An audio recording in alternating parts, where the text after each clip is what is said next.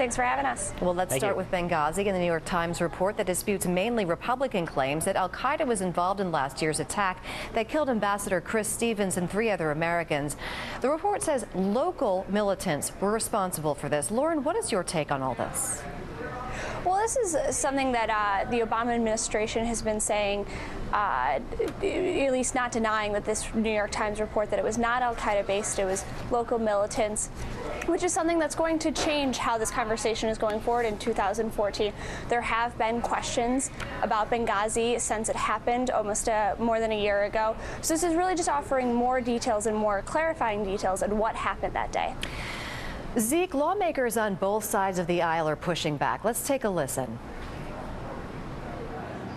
There was this clear attempt, and Andrea said it very well, there was an attempt to put a bright spot, and maybe it was to cover up CIA activities, but they went out on 5 stations and told a story that was, at best, a cover-up for CIA, and at worst, something that cast away this idea that there was a real terrorist operation in Benghazi. I dispute that, and I think the intelligence to a large volume disputes that al-Sharia. Now, do they have differences of opinion with al-Qaeda core? Yes. Do they have affiliations with al-Qaeda core?